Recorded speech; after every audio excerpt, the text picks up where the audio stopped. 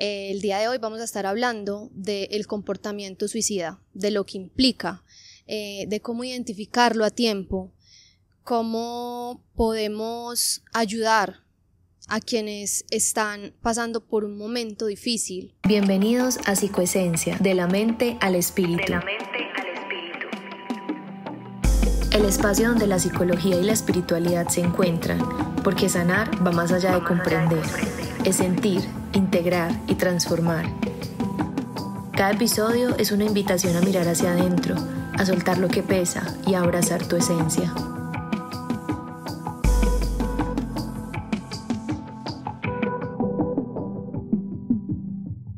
Hola, hola, bienvenidos a un nuevo episodio de Psicoesencia, de la mente al espíritu. El día de hoy estoy muy feliz porque estamos teniendo nuestro primer episodio en formato de video y para este episodio tenemos una invitada maravillosa. Ella es magíster en psicología clínica y salud mental e investigadora en comportamiento suicida. Un gusto, Jen, estar aquí. Mi nombre es Elisa Krat. Como lo decía Jenny, yo soy psicóloga clínica, investigadora en comportamiento suicida y desde hace 17 años acompaño el cuidado de la vida, no solamente desde la investigación, sino también desde la intervención con comunidades. Vamos a comenzar. El día de hoy vamos a estar tratando un tema que es profundo, que incluso a veces puede ser difícil de abordar, pero que considero muy importante hablar de eso, comprender, y que también puede ser de gran ayuda para muchos. El día de hoy vamos a estar hablando del comportamiento suicida, de lo que implica, de cómo identificarlo a tiempo, cómo podemos ayudar a quienes están pasando por un momento difícil. Creo que más que ayudar, apoyar, tener herramientas que nos puedan servir. Así que para darle inicio a este episodio, quiero comenzar preguntándote cuáles son esas causas que pueden llevar a ese comportamiento suicida. El comportamiento suicida es multifactorial. Nadie se suicida de la noche a la mañana. Una persona que se suicida tiene toda una historia donde su estructura, donde sus condiciones no solamente emocionales, sino también relacionales se fueron fracturando a lo largo de esa historia de vida. No podríamos decir que esa última precipitante o esa última situación que vivió la persona sea la que lleva a que alguien se suicide. Las personas se suicidan por una historia larga donde hay un enorme sufrimiento y donde la mayoría quizás no querían quitarse la vida, pero sí querían quitarse un sufrimiento en la vida. Cuando hablamos de esas causas estamos hablando no solamente de lo emocional, de lo orgánico, problemas de salud mental, sino también asuntos sociales, asuntos culturales, asuntos claramente vinculares y relacionales donde el ser humano, que es un ser de relación y de vínculo, pierde esa capacidad de vincularse a otras personas. Por eso somos tan insistentes en el establecimiento de redes de apoyo y vínculos más seguros. Es como una especie de desconexión con la vida misma. La vida es la relación que tenemos con los otros y cuando perdemos esa capacidad de relacionarnos y sobre todo una palabra clave, la reciprocidad en los vínculos que tenemos, desde luego empezamos a tener un enorme sufrimiento y no podemos con él. Por eso es que muchas veces la mente focaliza la muerte como una posibilidad, pero es para detener el sufrimiento. Esto me hace mucho sentido porque a veces se suele pensar, hay como una creencia tan errónea de que el suicidio es una salida fácil y con esto que mencionas es como caer en cuenta de que precisamente la persona que toma esta decisión está pasando por tanto dolor emocional y psicológico que ve esta salida como una manera de poner fin a ese sufrimiento. Y a veces pasamos como por alto cuando una persona expresa que quiere quitarse la vida. No sé, corrígeme tú, pero siento yo que a veces ahí puede haber miedo porque no es fácil escuchar a tu mamá, a tu hijo, a tu hija, a tu mejor amiga, a un ser cercano decir, me quiero quitar la vida, no tengo ganas de vivir. Pero desde mi propia experiencia me atrevería a decir que la mayoría de las personas hemos pasado por momentos donde nos hemos querido quitar la vida. ¿Qué es lo que hace esa diferencia entre pasar por ese momento de que hay tanto dolor y sufrimiento que vemos la muerte como una alternativa, incluso aunque sepamos que no lo vamos a hacer, a proceder a hacerlo. Lo que marca esa delgada línea entre pensar, sentir, contemplar que el suicidio puede ser una posibilidad, pueden ser esos precipitantes y ese tema que acabas de tocar, esas personas que pudieran acompañarme, esas personas que pudieran tener esa conexión conmigo para escuchar mi sufrimiento y lejos de asustarse o enojarse porque yo lo estoy pensando, pudieran apoyarme. Mira, la mayoría de las personas cuando intentan suicidarse piensan bastante en esos últimos momentos, en opciones, salidas, posibilidades. Y cuando hay alguien, por lo menos una persona que está disponible para escuchar mi sufrimiento sin enojo, sin dolor, sin rabia, sin miedo, que es muy difícil porque lo acabas de nombrar, el amor que yo siento por mis familiares y mis cercanos me impide tomar eso como si fuera algo muy normal. Pero lo que puede marcar la diferencia entre pensarlo y llegar a hacerlo no solamente son eventos detonantes o precipitantes, sino también quién pudiera llegar allí a hacer una red de apoyo, a contener mi angustia, escucharme. Y en muchos casos yo he encontrado que hay personas que después de escucharlas giran esa posibilidad del suicidio y toman una decisión diferente hacia la vida. Entonces creo que vamos aquí retomando un asunto fundamental y es: puede que usted o yo seamos la diferencia en ese abismo hacia el cual una persona se está dirigiendo y podríamos serlo con la escucha, por ejemplo. Qué bonito, y en no minimizar, no minimizar lo que le pasa al otro, porque a veces también es como que, pero mira, vos tenés muchas cosas por vivir y como que les cuesta, y hablo les cuesta porque también lo he vivido, lo he experimentado.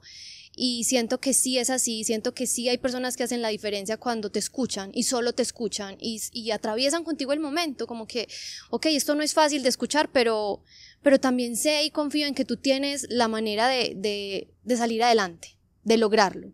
Así es. Entonces esto me parece muy muy bello y creo que, como dices tú, puede hacer una gran diferencia si en lugar de huirle por miedo, pues incluso con miedo acompañar, porque no tiene que desaparecer el miedo y creo que va a ser siempre algo que va a generar de pronto un shock en tus seres queridos, pero que también desde ahí podemos tratar de, bueno, ¿qué es lo que te está haciendo realmente sentir así? ¿Por qué has perdido como ese sentido de vida cuando afuera todo está bien? Porque solo quien está atravesando ese sufrimiento es el que sabe lo difícil que es volver a reconectar con la vida, aunque esté la familia, incluso aunque tengamos hijos, porque es algo muy propio, muy personal, que siento que quien lo atraviesa es quien lo entiende.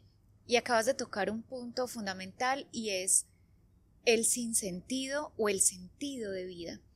Yo creo que ahí todos tendremos que hacer una precisión muy importante porque usamos esta palabra a menudo con mucha ligereza y el sentido de vida no tiene nada que ver con estar contentos, disfrutando, porque estamos en un exceso de dopamina, estamos en un exceso de placer, de felicidad, que si no la tengo entonces perdí el sentido de vida y esto no tiene nada que ver.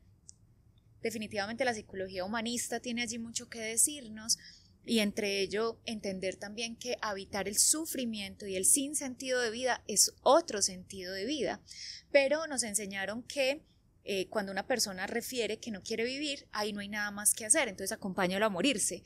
No, venga, ¿cómo acompaña al otro en su noche oscura? Total. Yo la llamo así. Cuando yo empiezo a tener ideación suicida, cuando yo no veo más salida a lo que estoy viviendo, yo empiezo a atravesar una noche oscura. Quien esté dispuesto a acompañarte en esa noche oscura o en ese pozo profundo o en ese valle de sombra de muerte, ese merece ser tu amigo, ese merece ser tu familia, ese merece ser llamado tu padre o tu madre, esa persona que está dispuesta a verme en sufrimiento, pero que me acompaña. Cuando decimos la persona ya no tiene sentido de vida, nos tendríamos que preguntar si no tener sentido de vida es su sentido en este momento de la vida, estar en oscuridad completa. Es que es válido que yo en algún momento pierda el sentido de las cosas para reposicionarme en un nuevo sentido de vida. ¿Y qué tal si el momento por el que estás pasando fuera el momento espiritual donde necesitas recalibrar el camino, revisar en esa brújula interior hacia dónde quiero ir. Pero parece ser que cuando perdemos el norte, pensamos que debemos perder la vida. Esto me parece tan lindo porque justo coincido contigo. Pienso que el sentido de vida se ha puesto tanto en las cosas externas que cuando llegan esos momentos de oscuridad, lo que se conoce como la noche oscura del alma, precisamente porque es tan incómoda, es tanto dolor, pero desde mi experiencia personal siento que ahí es donde uno vuelve a reencontrarse. Es como también la vida diciéndote, mira, es que te estás desviando, tienes que volver a ti y también quitarte todo lo que pensaste que eras. Y ahí se pierde el sentido, pero por supuesto, porque si tenemos el sentido de la vida puesto en la personalidad que construimos, en la familia, en los amigos, en las relaciones, que incluso muchas veces cuando se termina una relación suele ser una de las que lleva a esa noche oscura. ¿Pero por qué? Claro, porque precisamente es volver a encontrarte contigo.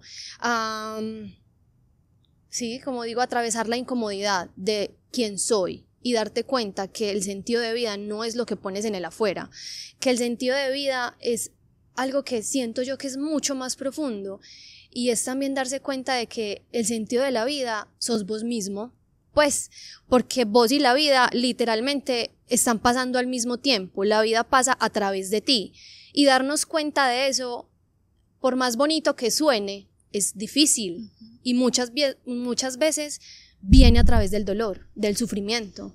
¿Y qué tal si en esa noche oscura del alma pudiéramos darnos la posibilidad de repensar hacia dónde quiero ir? Esas enseñanzas culturales que nos dieron hasta que la muerte nos separe, hasta el final, me comprometo hasta lo último, nos sobrepone o nos impone unos valores que van en contra de lo que implica ser seres evolutivos. El ser humano está en continua evolución y en esa evolución implica que no solamente pasando las edades vamos a tener crisis, sino también pasando los diferentes momentos de la vida. Nos enseñaron en el amor romántico que si no era un hasta siempre o para siempre fracasamos.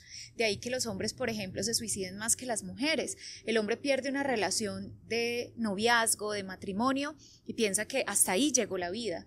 La mujer muchas veces puede pensar que tiene otros amores, pero cuando el hombre se fija, por ejemplo, en una relación específica romántica, hace un sentido de vida donde al momento de romperse piensa en morir.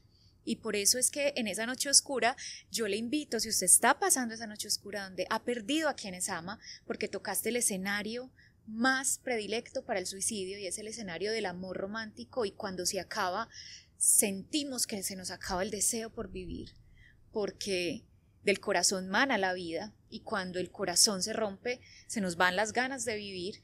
Cuando estamos atravesando ese momento oscuro de pérdida de esos amores, mi mamá, mi papá que se murió, mi pareja que ya no hace pareja conmigo, en esa noche oscura, tome 3 conductas. Si yo estoy caminando en la oscuridad y no sé hacia dónde voy, ¿tú qué harías, Jen?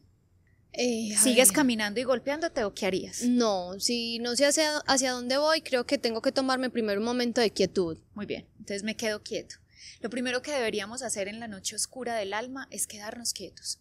Quietos para esperar esa voz interior que me diga hacia dónde quiero ir, quietos porque estad quietos y conoced que soy Dios, porque incluso Dios nos encuentra en la noche oscura para decirnos, no estás solo, bellísimo, yo te acompaño, eso. Dime hacia dónde quieres ir y yo te llevo.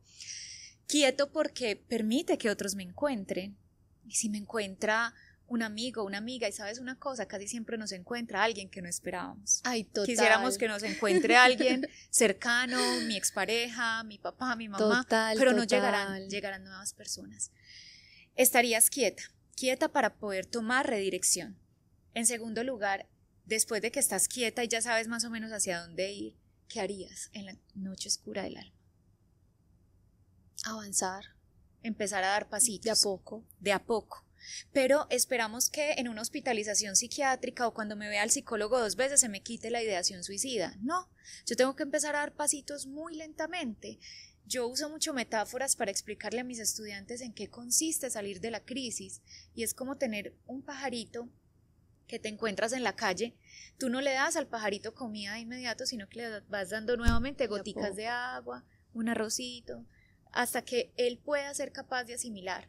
Cuando alguien pierde el sentido de vida, cuando alguien no quiere vivir, cuando alguien se quiere suicidar, tardará de 2 a 5 años en empezar a dar pasitos lentamente e irle cogiendo gustico a la vida. Después de que das pasitos, ¿qué harías en esa noche oscura? No sé, siento que cuando uno ya empieza a avanzar, de pronto a dar como dirección, ¿no? Pues yo empiezo a dar pasos, pero ya también empezar a dar dirección nuevamente hacia dónde me quiero dirigir, Perfecto. Hacia dónde voy. Así es. Empiezo a recalibrar, empiezo a reconfigurar el camino, pongo el GPS de mi alma que me dice hacia dónde quiero ir. Y aquí quiero ser enfática en algo. Qué triste que a veces bordeamos el riesgo suicida como la única posibilidad de llevarnos al límite y repensar que la vida que estoy viviendo no es la que necesito vivir. La vida es solo una y a veces hacemos unos pactos emocionales, unos pactos afectivos, unos pactos con nuestros ancestros, nuestras familias, como de tengo que vivir esto como sea, a pesar de todo, arrastrar el alma kilómetros de vida para luego darme cuenta que estoy sumamente lastimado, metido en relaciones, promesas, incluso metido en proyectos que ya no son acordes a esta alma que está en evolución. Entonces es supremamente importante recalibrar y tomar dirección, pero mira que ya tomar la dirección es lo último que hacemos. Pero ¿qué decimos todos? Fui al psicólogo 2 veces y no me sirvió, me tomé el medicamento 3 meses y sigo con ganas de morirme, o he ido muchos años al psicólogo y no tengo sentido de vida. Y es que el psicólogo no te va a dar el sentido de vida, te va a ayudar a pensar como en este momento hacia dónde necesito ir y te acompañará en la noche oscura. Si su terapeuta no lo acompaña en la noche oscura, váyase de allá, huya, salga corriendo, están robando la plata, pero que lo acompañe a sufrir marca la diferencia entre una buena red de apoyo y un buen profesional. Esto que mencionas es muy importante porque siento también que es clave esto que mencionas de que estamos a veces acostumbrados a irnos al límite y pensar que el único camino es ese, sufrir, dolor, acumular.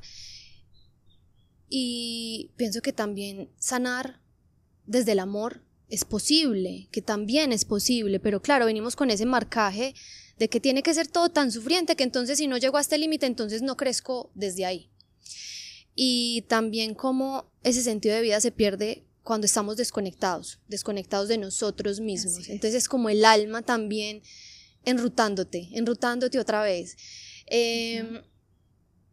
Mencionaste algo que me parece muy importante resaltar y es que en esos momentos siento también que Dios, la fe en lo que sea que la persona crea, es muy importante porque yo me di cuenta de que es muy bueno cuando tienes compañía terrenal, ¿cierto? Pero que atravesar ese momento sin la fe es, diría que imposible. Así es. No lo sé, pero diría que imposible porque en esos momentos lo que a mí más me ha ayudado, más allá de ir a terapia, más allá de conversarlo porque sí sirve, es Dios. Es como que decirle, mira, ¿sabes qué? Me está costando un montón esto, muchísimo, y por mis propias fuerzas no he podido, ayúdame, y te juro que he sentido su presencia.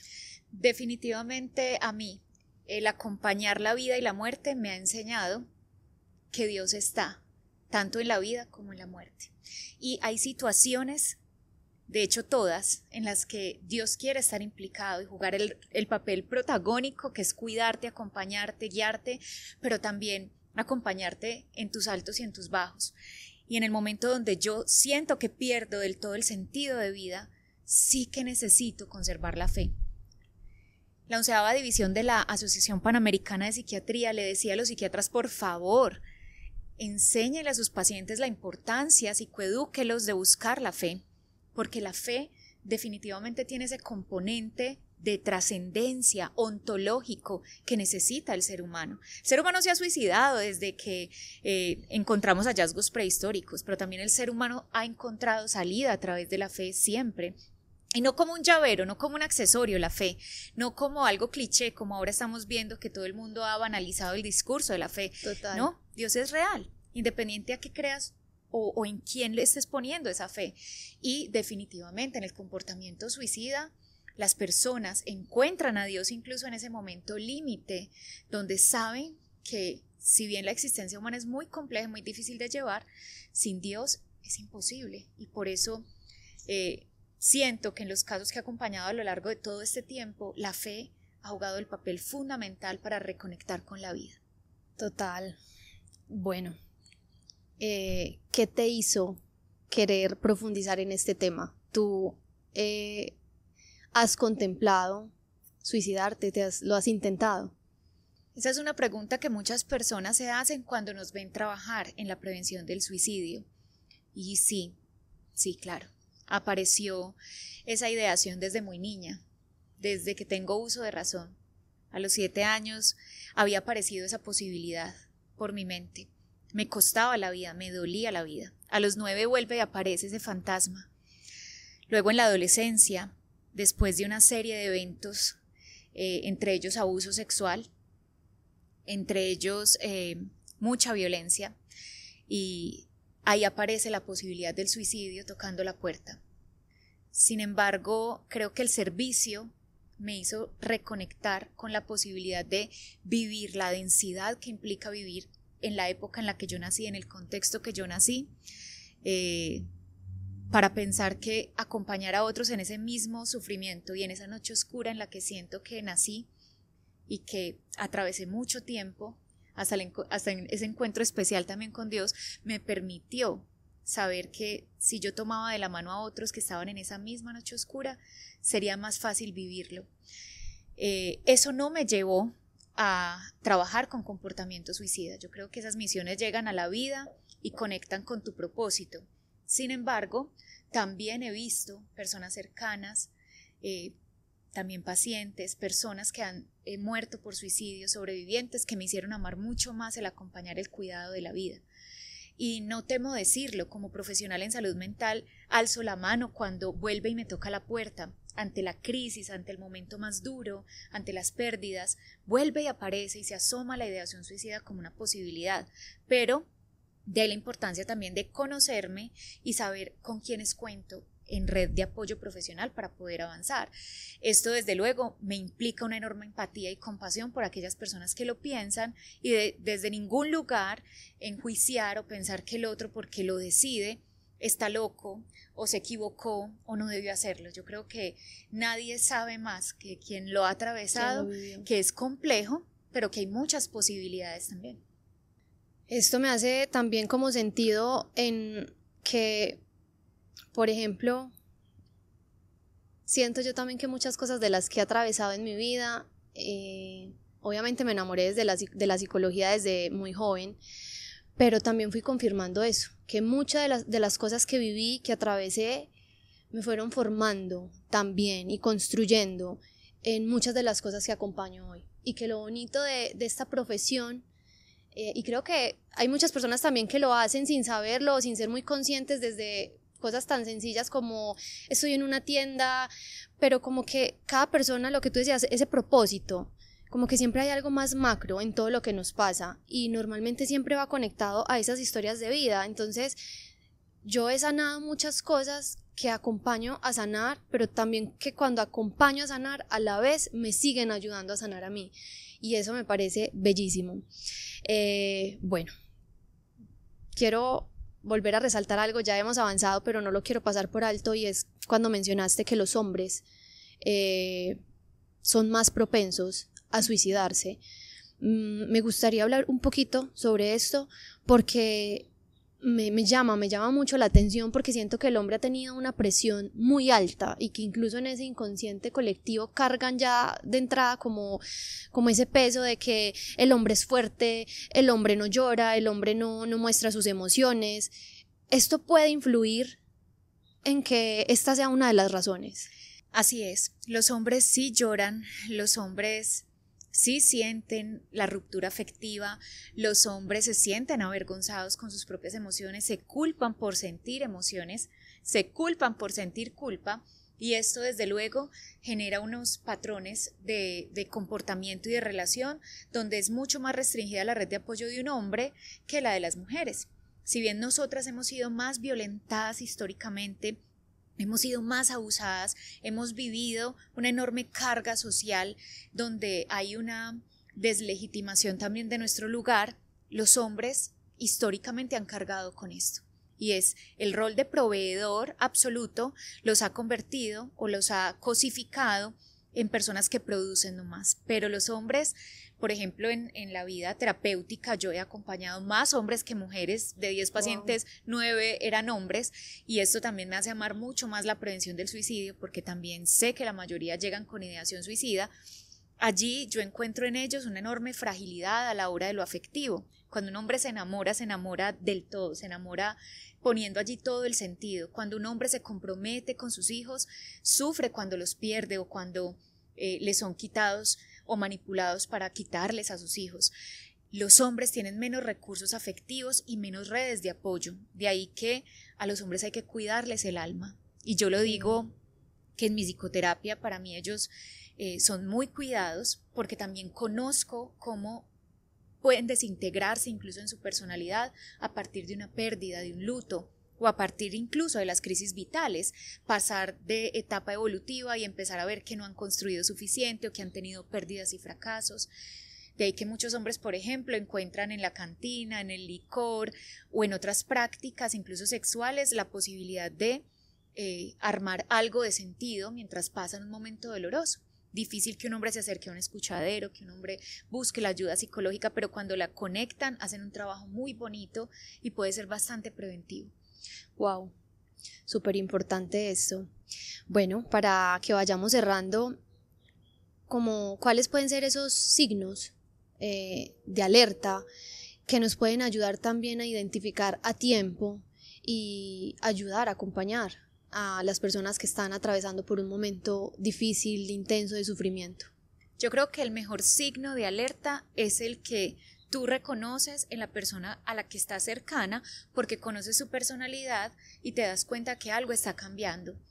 Demasiada felicidad o demasiada tristeza que me aísla o tristeza paralizante, yo la tengo que empezar a observar, pero también preguntar directamente. El mejor signo es aquel que me hace saber que el otro ha cambiado completamente su forma de comportarse, relacionarse consigo mismo, pero también con los demás. Hay patrones generales de comportamiento que nos hacen una alerta: el apetito, el sueño, el autocuidado, la forma en la que me estoy relacionando con los demás. Si, por ejemplo, estoy más irritable de lo normal, incluso estoy cortando vínculos con las personas, terminando relaciones, haciendo que los demás se vayan alejando, puede ser la forma en la que el suicida está tratando de alejar a los demás para poder llegar a un suicidio consumado. Pero también vemos personas muy eufóricas que nunca lo eran, abrazando a todo el mundo, expresándoles su amor, tratando de dejarlos relativamente bien para poderse despegar de la vida. Las publicaciones en redes sociales son fundamentales, por eso este tipo de contenidos es de valor, porque permite que las personas se encuentren, cuando están buscando contenido de suicidio, se encuentren con un podcast que les permita orientarse hacia la vida de otra manera. Las personas publican en sus redes sociales cómo van sus estados. Qué importante leer también las redes sociales. Si usted sataniza las redes sociales, yo creo que son una enorme herramienta, y más en este momento, porque ahí muchas personas tratan de mostrar lo que están viviendo. Y por supuesto, hay que hacer una pregunta, y es: ¿has pensado en suicidarte? Porque nos da mucho miedo preguntarlo, pero es de una manera muy alentadora y alivia a esa persona que necesita que le pregunten si lo ha pensado. Esa pregunta de ¿has pensado en suicidarte? Le permite al otro sentir la confianza de hablar de eso que está pasando por su mente. Y a veces quizás no va a concluir en un suicidio, pero me alivia el hecho de que alguien tenga la posibilidad de escucharme, no espantarse o regañarme por ello, sino acogerme y acompañarme a vivir esa angustia que estoy atravesando. Claro, y es que como que le tenemos mucho miedo a expresar: ¿sabes qué?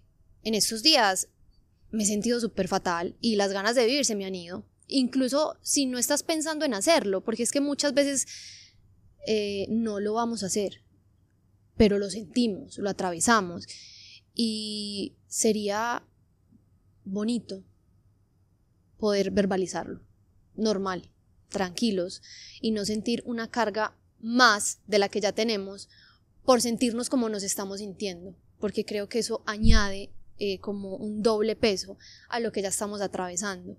Bueno, y para ir concluyendo, como ¿cuáles podrían ser esos factores protectores? ¿Cómo una persona puede, que está atravesando por ese momento de sufrimiento, volver a conectar también con ese sentido de la vida? Porque cuesta, pero se puede. Creo que es un camino. Cuando yo lo transité, que lo que me ayudó mucho también, aparte de Dios, fue de a poco darme la mano a mí misma, literal, tratarme con el amor y la compasión y el cuidado con el que yo trataría a alguien que está atravesando por ahí. Eso para mí fue clave y era como que, Dios mío, esto me cuesta, pero entonces no me dejaba morir.